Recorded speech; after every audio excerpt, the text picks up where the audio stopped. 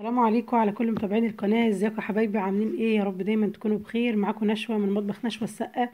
لو اول مره تشوف القناه لو سمحت اشتركي فيها وفعلي الجرس عشان يوصلك مني كل جديد. النهارده ان شاء الله بمكونات بسيطه قوي هنعمل عشاء خفيف وعشاء حلو قوي قوي هيعجب الاولاد.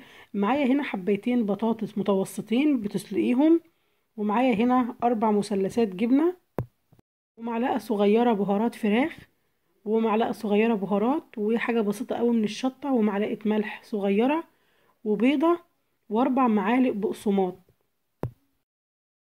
اول حاجه هنهرس البطاطس كويس قوي، وبعد كده هننزل عليها بالجبنه والبهارات والملح، ونقلبهم كويس قوي مع بعض بحيث الجبنه تختلط كويس مع البطاطس.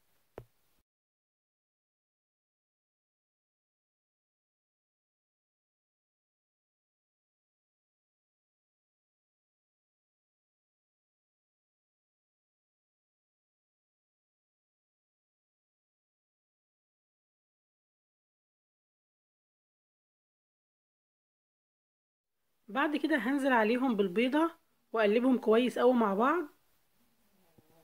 بعد كده هنزل عليهم بالبقسماط واقلبهم كويس قوي مع بعض لغايه ما يبقى عاملين معايا بالظبط زي العجينه.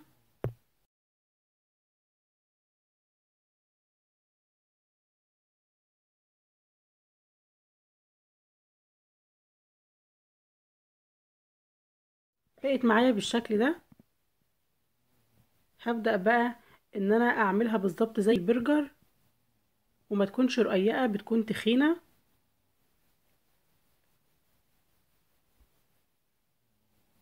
لغاية ما تخلصي الكمية بتاعتك كلها.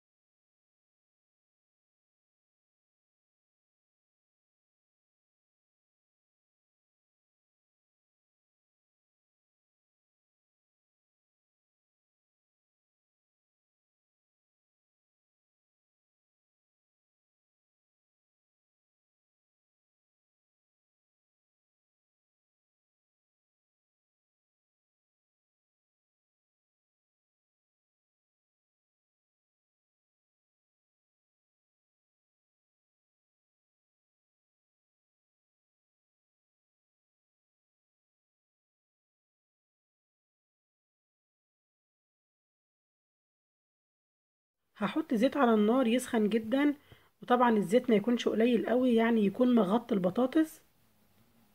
والنار ممكن تخليها عالية، ممكن تخليها متوسطة، مش هتفرق كتير لان هي خلاص يعني كل حاجة فيها مستوية وجاهزة.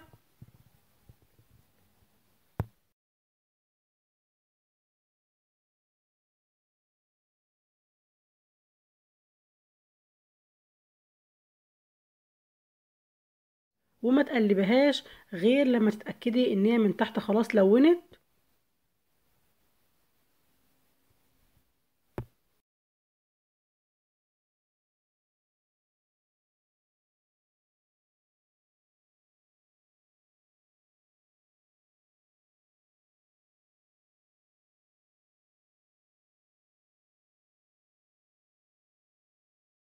خلاص هي كده اخدت معانا اللون المظبوط قوي.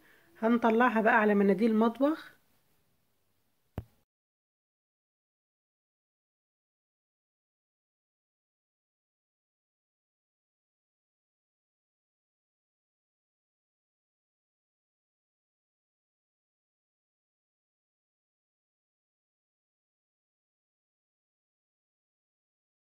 بقت معايا خلاص جاهزة بالشكل ده، حلوة جدا وهتعجب الأولاد جدا جدا. من بره بقى مقرمشة ومن جوه طرية.